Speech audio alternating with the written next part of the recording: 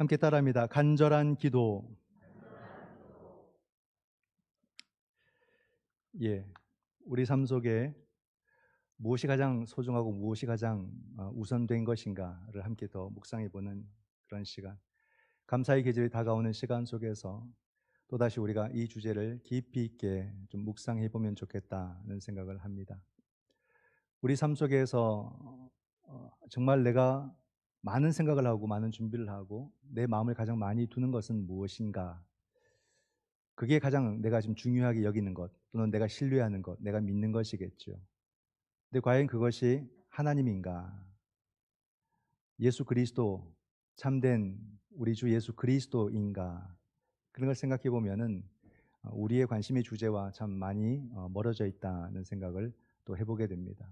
그래서 다시 우리가 우리 삶을 사랑한다면, 우리 삶을 정말 잘 살고 싶다면, 우리 삶에서 진짜 성공을 하고 싶다면 우리는 무엇을 생각해야 되는가? 어떤 믿음을 가져야 되는가? 이것을 함께 묵상하고자 합니다. 저도 어제 같이 참여해서 마지막까지 같이 하고 끝까지 제일 앞에 서서 할렐루야 찬양도 같이 하고 그리고 박수 치고 돌아와서 같이 밥 먹고, 밤에 그렇게 밥 안 먹거든요.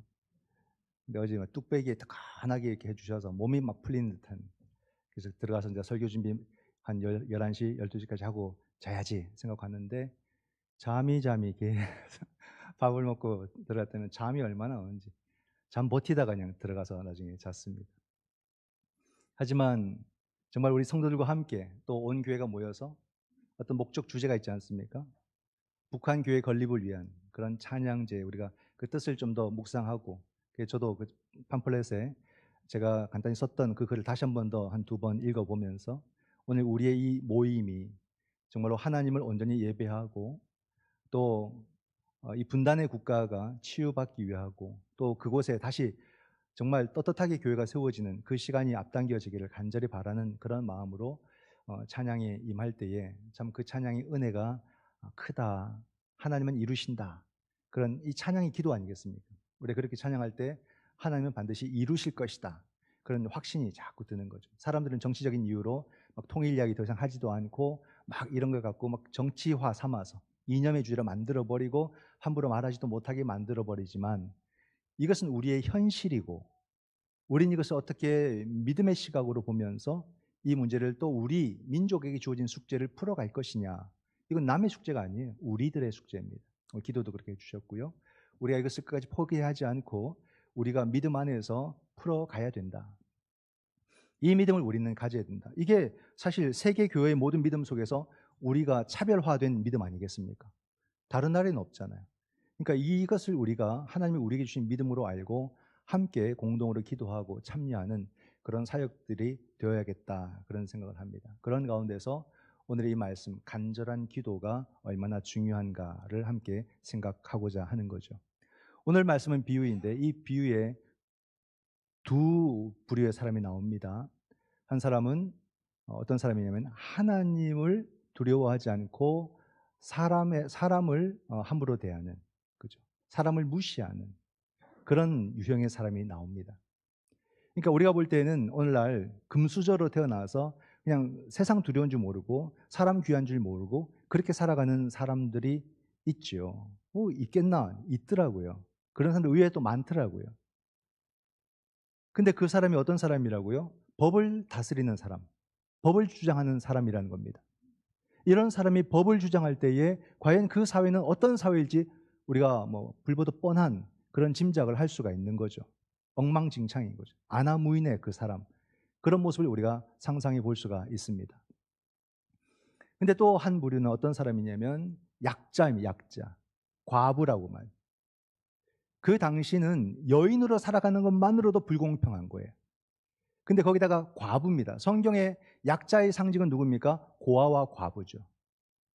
그 과부의 모습인 거예요. 그러니까 그 당시에 과부로 산다는 것은 완전히 거의 버림받은 인생이다, 이렇게 보입니다. 오늘날도 여러분 여성차별이 생각보다 심합니다. 근데 어제는 약간 착시현상이 있었어요. 찬양제를 하는데 이거 착시현상도 아니고 지휘자들이요, 거의 대부분 여성분들인 거예요. 그 다음엔 또 남자분 나오려나? 또 다음에 또 여자. 또 다음엔 또 남자분 나오려나? 또 다음에 또 여성. 계속해서 여성분이 나오더라고요. 아, 여성분 지휘자들 상당히 많구나. 마지막 부분에 가서 가능제일교회 남성다운 그런 분이 탁 나서 확 하시고, 그 다음에 뭐 평광교회에서인가요? 막 이제 수염이 이만큼 난 지휘자가 나와서 막 해서 비율을 대충 그렇게 맞췄던 것 같습니다. 그래서 우리가 볼 때, 아, 요즘 여성들이 지위가 많이 높아졌다, 이렇게 생각할 수 있는데 그건 착시 현상입니다. 착시 현상. 지금도 여러분, 이 21세기에도 여전히 여성들은 차별받습니다. 임금에서도 차별받고, 기회에서도 차별받고, 또 물리적으로 자녀를 낳게 되면은 또 경력이 단절되고, 너무 많은 제약들을 받는 부류가 여성들이죠. 여성을 생각하지 않을 수 없는 거예요. 그러니까 뭐 할당제 이런 거 하면 뭐 불공평하다, 공정하지 못하다 하지만은 물리적인 상황들 때문에 할당제 같은 것을 사회가 하면서까지 기회를 억지로 제공하려고 하는 거 아닙니까? 그래 갖고 뭐 불공평하다 막 이렇게 말하는데, 그렇게 볼 수 있는 문제가 아니에요. 사회를 보는, 공동체를 보는 눈이 없다는 뜻입니다. 지금도 참 불공정해요. 한두 주 전에 거의 교단마다 총회가 있었습니다. 가장 보수는 고신 측이고요. 근데 보수의 가장 대표는 합동이거든요. 합동. 이번 합동에서 뭘 결의를 했냐면, 아예 결의를 해버렸어요. 여성은 강도사까지만 한다. 목사는 남자가 한다. 이렇게 문장을 만들어서 결의를 해버렸어요. 여성 목사는 더 이상 나오지 못하는 게 되고 만 겁니다. 야, 이렇게 할 수 있을까? 그런 생각이 들었거든요. 근데 우리 좀 진보적인 또는 뭐 앞장서 간다고 자랑하는 우리 통합 측이 어떤 결정을 했냐면, 우리 통합 측은 여성 안수를 합니다. 그래서 우리 최 전사님도 안수를 받고 하잖아요. 근데 뿌리 깊은 아직까지 그런 차별의 심리가 있는 거예요. 어떤 일이 있었냐면, 막상 총회를 가보니까 다 남자만 하시는 거. 다. 거의 남자만. 빼곡하게 남자만. 그래서 여성들이 요구하는 게 뭐냐면, 아마 대부분 여성 장로님들 그리고 목사님들 포함돼서 여성 할당제를 좀 해줘서 각 노예별로 한 사람이라도 여성들을 의무적으로 올 수 있도록 그렇게 길을 열어주십시오라고 해서 투표를 했어요. 근데 전체 투표했는데 2표가 반대가 더 나와서 그게 취소가 되었습니다. 부결이 되었어요. 그러니까 우리 통합 측도 그렇다 이 말입니다. 그러니까 이게 시대착오적인 거죠. 남성들 많이 반성해야 됩니다. 남성이 여성보다 낫다라는 그런 우월적 사고 내려놓아야 돼요. 다 모두가 동등한 관계 속에서 우리가 함께 교회를 섬기고 또 함께 하나님 나라를 향해서 도전하고, 이런 관계로 봐야 되는 것이지 자꾸 뭔가 우월하다 못하다 이렇게 사람을 보는 그 자체가 우리는 비성서적인 겁니다. 비성경적인 거예요. 이런 것을 회복해야 됩니다. 저희 교회도 여기서 못 벗어납니다. 아직 여성 장로님이 없습니다. 이걸 보면 아, 우리에게도 이런 분위기가 있구나, 이걸 아셔야 돼요. 그래서 여러분들, 우리 이것을 받아들이고 우리 교회도 과연 이런 부분들을 깨치고 나갈 수 있을까 한번 깊이 고민하셔야 되고요. 빨리 우리가 이런 모습들을 갖추어 나가는 것이 우리 교회가 새로운 시대를 맞이할 수 있는, 아니면 도태되거나 아니면 새로운 시대로 우리가 들어가거나 하는 그런 중요한 터닝 포인트가 될 것입니다. 이런 것을 잘 생각해 보십시오. 그래서 우리 또한 이런 부분에 있어서 열린 교회로서의 그런 마인드를 가져야 된다는 것을 생각해 볼 수 있어야 됩니다. 그러니까 이 성경 속에서 이 여인은 그냥 약자의 상징인 거예요. 그래서 이 여인이 이 불의한 재판장에게 와서 뭘 요구하냐면, 나의 억울한 원한을 풀어달라, 이렇게 이야기를 합니다. 근데 이 재판장이 잘 풀어줄 것 같습니까? 아닐 것 같습니까? 아닐 것 같죠. 그렇습니다. 안 들어주는 거예요. 한 번, 두 번 찾아가도 안 들어주는 거예요. 그렇게 보면 사실은 자존심이 상하잖아요. 우리가 뭐 돈이 없지 뭐가 없느냐 이런 말을 하잖아요. 이렇게 무시당하면 자존심 상해서 그냥 다시 안 가게 될 것 같아요. 근데 이 여인을 보게 되면 내 원수로부터의 나의 원한을 풀어주소서 하고 계속 가는 겁니다. 이 여인이 대단한 사람이었던 거예요. 근데 놀라운 건 뭐냐면요, 이 불의한 재판장, 하나님을 두려워하지 않고 사람을 무시한다고 하는 이 재판장이 무슨 생각을 하게 됐냐면, 이 사람의 원한을 내가 풀어줄까? 이렇게 생각했다는 거예요. 무엇 때문에? 갑자기 하나님이 두려워서? 갑자기 사람들이 두려워서? 아닌 거예요. 귀찮아서. 이런 일도 있다는 겁니다. 그러니까 예수님께서 이 말씀을 하시고 이 말씀의 핵심을 7절에서 이야기하십니다. 하물며 하나님께서 그 밤낮 부르짖는 택하신 자들의 원한을 풀어주지 아니하시겠느냐? 그들에게 오래 참으시겠느냐? 그 밤낮 부르짖는 택한 자의 원한을 풀어주지 아니하시겠느냐? 즉 우리가 기도로 따진다면 간절한 기도, 강청의 기도를 말할 수 있습니다. 누가복음 11장에도 이와 유사한 비유가 나와 있습니다. 어떤 사람이 저녁에 자기 집에 손님이 찾아왔어요. 근데 손님을 대접할 음식이 없습니다. 그러니까 옆집에 친구에게 가서 나에게 떡 3덩이만 달라 이렇게 요청을 합니다. 근데 그 친구가 뭐라 말하냐면 친구로서는 안 주겠다는 거예요. 왜냐하면 내가 떡 주려고 일어나면 내 식구들 다 깨버리니까 못 주겠는데 근데 준다는 겁니다. 왜? 간청했기 때문에. 간청하는 사람은 안 주면 또 간청하거든요. 그럼 주든 안 주든 다 깨워버리는 겁니다. 그러니까 간청 때문에 준다. 그렇게 이야기를 하는 거예요. 즉 여러분 이렇게 간청함으로써도 일반적인 사람도 아니면 불의한 재판장도 들어주는데 하나님께서 그 원한을 들어주지 아니하시겠느냐. 그렇게 주님께서 말씀을 하시는 거예요. 근데 여러분 보십시오. 밤낮 부르짖는 택한 자들의 원한이 여러분 쌓이면 참 어떻습니까? 너무 괴롭잖아요. 원한이 쌓일 만한 일들, 뭐 내가 재산에 손해를 본다거나 내가 내 몸이 물리적으로 어떤 고통을 받는다거나 이런 일도 있겠지만 가장 큰 건 결국 이거나 저거나 이 정신적인 고통 같아요. 억울한 일이 생기면 정말 사람이 제정신으로 못 삽니다. 마음이 무너져 버리잖아요. 너무 속상하잖아요. 그러다 결국 무기력한 삶으로 빠지게 되거든요. 억울한 일들, 이런 일들은 우리 삶 속에 너무나도 많은데 특별히 약자들에게 이 억울한 일들은 일상처럼 나타난다는 말입니다. 참 이런 일들이 굉장히 많아요. 그러면 우리가 그냥 무조건 용서할까? 그냥 봐줄까? 이렇게 생각하겠지만 여러분 무조건 덮는 것이 참된 용서는 되지 못한다는 것을 우리는 경험적으로 알 수 있죠. 그래서 사회 속에서도 벌 받을 사람 벌 받아야 되고 용서 받을 사람은 정말 용서를 제대로 받을 수 있도록 그렇게 베풀어 주는 것, 이것이 우리 사회의 진정한 용서가 아닐까, 문제를 풀어가는 것이 아닐까라는 거죠. 벌을 또 받아야 자기가 정말 사회로부터 용서받은 것이 되고 자기 삶을 또 새롭게 세워가는 일이 되기 때문에 이런 것은 우리가 지혜롭게 판단하는 것이 필요한 것 같아요.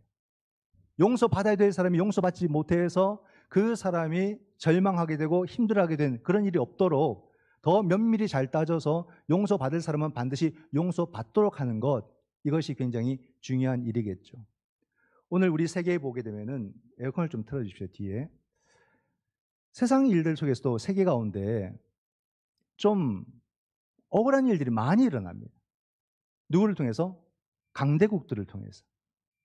원래 힘이 강하다는 이유로 약소국들, 작은 나라들에 대해서 말도 안 되는 요청들을 합니다. 그냥 내가 힘이 있으니까 무릎 꿇어. 그리고 내가 요구하는 것 들어줘. 이런 방식으로 나라와 나라가 그렇게 관계를 맺어간다는 거예요. 여러분 이것이 옳으냐 하는 겁니다. 아무리 우리가 작은 나라라도, 물론 우리나라는 작지만 약한 나라는 아니에요. 그렇죠? 어느 나라도 함께 할 수 없는 그런 우리는 뭔가 컨텐츠를 갖고 있는 그런 나라입니다. 우리나라보다 못한 나라가 너무 많잖아요. 그런 나라들은 그냥 당하는 거예요. 참 그런 걸 보면 마음이 아파요. 우리도 뭐 내 코가 석자지만 우리나라도, 그러나 그냥 무작정 당하는 나라들을 보면 정말 너무 안타깝다는 말입니다. 작은 나라라 할지라도 불의한 일에 대해서는 아니요라고 말을 할 줄도 알고 또는 저항할 줄도 알고 또 자기의 의견을 분명하게 밝힐 줄도 알아야 되는 것이 아닌가라는 거죠. 그렇게 해야 됩니다.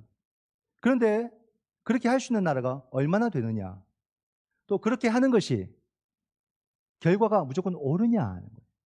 그렇지는 않더라는 겁니다.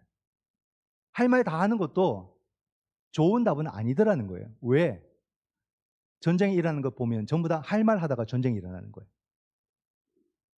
아니요라고 말했다가 아니요라 말했어? 그럼 전쟁. 이렇게 가버린다는 말입니다. 전쟁이 그렇게 일어나더라고요. 작은 나라들은 그렇게 전쟁을 당하는 겁니다. 그냥 이것도 참 무조건 좋은 방법은 아니구나 라는 생각을 하게 되는 거죠. 그래서 여러분 이런 걸 위해 정치가 있는 거예요. 그 정치는 정말 이럴 때에 빛을 발해야 됩니다. 정치를 제대로 해야 되고 정치를 관심을 가져야 돼요. 우리가 말하는 정치는 늘 정쟁하고 진보냐 보수냐 싸우는 그런 이념적 정치이고 그런 거 말고 이런 정말로 국제적 관계 속에서 나라를 지켜내는 그런 일들 속에서 여야가 다 같이 진보와 보수가 다 같이 모여서 이미지 많이 실추됐잖아요. 정치인들이 이때 모여서 정말로 어떻게 나라가 손해보지 않고 나라가 위기를 극복하게 되고 나라가 새로운 계기로 도약할 수 있는 그런 시간을 만들어갈지를 같이 고민해야 정치인들이 새로운 이미지를 가질 수 있지 않을까라는 겁니다. 정치가 깨어 있어야 되는 거예요. 그런 정치를 하도록 기도를 해야 되는 겁니다. 정치인들이 그런 일을 하도록 나라 돈 받아서 딴 거 하지 않고 이런 일을 하도록 그렇게 해서 나라를 위기에서 잘 이끌어가는 그런 모습을 보여주면 좋겠다는 거죠. 그래서 정치는 정치로 해야 되는 겁니다. 근데 제가 드리고 싶은 말은 그것이 아니라 우리 그리스도인들은 이러한 위기 속에서 어려움 속에서 이 모든 것을 신앙적으로 볼 수 있어야 된다는 말이에요. 신앙이 결국에는 우리 보이는 모든 사회를 바르게 이끌어가는 하나님이 우리에게 주신 그런 도구임을 믿으시기 바랍니다. 신앙은 쓰라고 주신 거예요. 혼자 내 안에 이렇게 두라고 내 마음에 두라고 주신 것이 아니라 쓰라고 주신 겁니다. 우리의 믿음이 우리의 신앙이 불신자들과 저 세상 속에서 어떻게 쓰임 받아야 되는가를 늘 고민하면서 우리의 신앙의 여러분 결국에는 갈라진 모든 관계, 사람과의 관계, 나라와의 나라의 관계를 바르게 만들어가는 가장 중요한 요소 아니겠습니까? 그렇게 쓰라는 겁니다. 신앙을 그렇게 쓰라는 거예요. 결국 이건 뭘 말합니까? 하나님과의 관계가 회복되고 하나님과의 관계가 온전해지게 되면 내 삶에 억울했던 문제들, 내 삶에 속상했던 문제들, 내 삶에 정말로 위급했던 문제들이 달라 보이기 시작한다는 거예요. 예전에는 그런 문제 하나하나가 나를 무너뜨릴 만큼 두려운 것들이었지만 하나님과의 관계가 굳건히 세워지고 나니까 그 문제가 한번 해볼 만한 문제로 바뀐다는 말이에요. 이게 그런 게 아니네. 이거 이렇게 풀어가면 되겠네. 이것은 내가 이렇게 감당할 수가 있겠네. 믿음의 시각 속에서 세상을 보는 눈이 달라진다는 말이에요. 그렇게 해서 하나님께서 우리의 모든 삶 속에 놀라운 응답을 하나님이 친히 보여주신다는 말입니다. 믿음이 과연 우리의 눈을 바꿀 수 있을까? 믿음이 정말로 지금까지 나의 모든 가치관을 바꿀 수 있을까? 도전해 보시라는 말이에요. 믿음을 무슨 장식품처럼 걸어놓지 말고 믿음을 여러분 정말로 최선을 다해서 써야 됩니다. 새 옷 사면 그냥 걸어두고 구경만 하십니까? 열심히 입어야죠. 열심히 입어서 그 옷을 즐겨야죠. 그런 것처럼 우리에게는 여러분 놀라운 믿음이라는 것이 있습니다. 이 믿음을 열심히 쓰는 거예요. 열심히 씀으로써 하나님께서 어떻게 풀어가시는지, 하나님께서 우리의 이 억울함을 어떻게 해소하시는지, 그 과부의 억울함이 어떻게 해소되는 것인지를 보듯이 내 삶의 이 억울함이 어떻게 해소되는지를 믿음을 통해서 경험하자라는 말입니다. 하나님은 반드시 들어주심을 믿으시기 바랍니다. 근데 여러분 반드시 들어주시는데요, 성경 말씀에는 속히 들어주신다 이렇게 나와 있어요. 속히라는 말이에요. 응답만 해주셔도 좋겠는데 속히라고 말해주니까 얼마나 좋은지 모르겠습니다. 근데 이 속히라는 것이 사람의 시간이 아니라 하나님의 시간이라는 것을 알아야 돼요. 이게 또 우리의 변수가 될 수 있죠. 우리는 나의 현재 시간은 참 잘 안 가는 것 같아요. 우리 학창시절 내가 언제 성인이 되지? 그 시간이 정말 안 가는 것 같은 그런 느낌을 제가 가진 적이 있었거든요. 근데 우리 인생의 현재의 시간은 안 가는 것 같아요. 근데 이 물리적 시간도 시간의 차원이 바뀌는 순간이 있어요. 언제 바뀝니까? 지금으로부터 내가 생각할 때 나의 10년 전이 어땠나? 나의 20년 전이 어땠나? 나의 20년 전, 저의 20년 전이면요, 제가 의정부 처음 왔을 때입니다. 물론 제가 넘어섰지만 그때 의정부에 왔을 때 껌껌하게 해가 지면서 들어왔는데 막 갑자기 교도소가 나오고 막 산속으로 들어가고 막 의정부가 뭐 제가 이미지가 처음엔 그랬어요. 근데 그 20년이 금방이라는 거예요. 벌써 와버렸다는 거예요. 그러니까 나의 10년, 20년을 생각하면 이 물리적 시간도 차원이 달라져 버리죠. 금세, 금방 이런 말을 쓰게 됩니다. 여러분 그런 것처럼 여기서 속히라는 것은 하나님의 시간, 생명의 시간, 성경의 시간을 말하는 겁니다.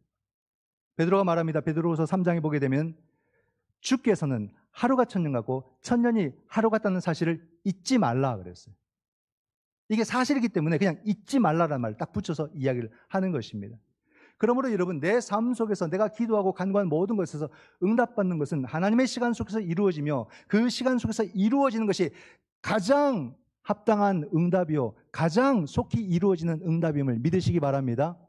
내가 원했던 정해놓은 시간에서 이루어진 것이 속히 이루어지는 것이 아니라, 좋은 응답이 아니라 하나님이 이루시는 그 시간이 내게 가장 좋은 것이고 가장 속히 이루어진다는 것을 우리는 믿을 수 있어야 되는 겁니다. 하나님은 우리의 모든 기도를 반드시 들으시고 반드시 이루심을 믿으시기 바랍니다. 어찌 보면 이미 이루어졌을 수도 있어요. 우리는 우리가 기도한 것에 대해서 깊이 묵상하지 않거든요. 내가 기도한 것을 가만히 다시 한번 묵상해 보면 하나님은 이미 이루셨네. 이렇게 이루고 계시네. 이걸 우리가 발견할 수 있다는 사실입니다. 하나님은 우리 기도를 단 하나도 안 놓치세요. 놓치고 싶지 않아 하십니다. 우리가 기도 안 해서 문제지, 하나님은 내 어떤 부시럭거리는 소리도 하나님은 기도로 듣고 싶어 하시는 분이 하나님이시라는 말이에요. 이게 하나님이 우리에게 하시는 말씀입니다. 우리는 우리가 하는 그것만 기도 아니에요. 장로님이 나와서 기도하시고, 집사님 나와서 기도하시고, 여기 앉아서 기도하고, 그게 기도 전부일까요? 놀랍게 그게 아니라는 말입니다. 내 노래도 기도가 되고, 나의 그냥 외마디 외침도 기도가 되고, 나의 몸짓도 기도가 되고, 아무 말 없이 울어도 그게 기도가 되고, 내 마음의 여러 가지 복잡한 그 고민도 기도가 되고, 그냥 내 몸짓 하나도 기도가 되게 만들어주신다는 거예요. 그래서 하나님을 향한 몸짓은 전부 다 기도가 되는 거예요. 이게 하나님이 그만큼 우리의 기도를 받고 싶어 하시는 그 하나님의 마음을 보여주는 거 아닙니까? 성경에도 보세요. 그냥 울부짖음을 듣고 하나님께서 역사하셨다. 그들의 생각을 하나님께서 듣고 역사하셨다. 그런 응답들이 얼마나 많습니까? 기도의 범위가 얼마나 넓은지, 기도의 범주가 얼마나 넓은지를 우리가 경험을 해야 돼요. 여러분, 어떤 사람은 기도를, 놀랍게도 이 가을에 바람이 확 불면 그 바람에 이미 내 기도가 시작돼 버리는 거예요. 그렇게 기도 영성으로 들어가는 사람도 있고요. 어떤 사람은 막 사슴이 시냇물을 막 갈급해하듯이 정말로 내 삶의 그 갈급함 속에서 하나님 앞에 막 울부짖듯이 기도하는 사람도 있어요. 또 어떤 사람은 성경을 보면서 선지자들이 무슨 말을 했는가 그 글을 읽다가 그 기도문으로 같이 기도하고, 또는 사도들이 어떤 이야기를 했는가, 외쳤는가 그 외침을 듣다가 그 외침으로 같이 기도하고, 또 많은 기도하는 선배들의 그 기도문들을 듣고 기도하고, 우리가 앞으로 기도문 같은 거, 기도집을 만들려면 그 기도집을 읽다가 어느 순간 자기 기도가 되어서 막 기도가 들어가는 그런 시간들도 있을 거예요. 이렇게 해서 기도는 시작되는 겁니다. 어떤 사람은 자기의 죽음의 실존 앞에서 지금까지 드려보지 못했던 그런 기도를 드리게 될 것이고, 이런 걸 보면 우리가 한평생을 살지만 내가 하는 모든 일들 중에서 가장 중요한 것이 기도다. 내가 어떤 일을 해도 가장 우선된 것이 기도다. 이걸 우리가 알 수 있다는 겁니다. 기도가 이런 거구나. 내가 젊을 때는 몰랐지만 나이가 들어가니까 기도 없이 내가 어떻게 살았을까 끔찍하다는 생각을 하게 되고, 모든 일에 있어서 내가 어떤 식으로든 하나님께 기도하는 그런 자세를 갖게 된다는 겁니다. 이게 너무 놀랍죠. 오늘 말씀 끝절에 반전이 나옵니다. 8절 하반절에 그러나 인자가 올 때에 세상에서 믿음을 보겠느냐 하십니다. 막 간절한 기도 얘기했는데 마지막에 가서 인자가 올 때에 세상에서 믿음을 보겠느냐, 그것도 그러나 이렇게 해서 기도하라는 겁니까? 해도 소용없다는 얘기입니까? 이 말씀은 역설적인 말씀이에요. 인자라는 것은 구약의 포로기 때부터 인자는 심판의 주를 상징하는 거예요. 즉 종말론적 신앙을 말하는 겁니다.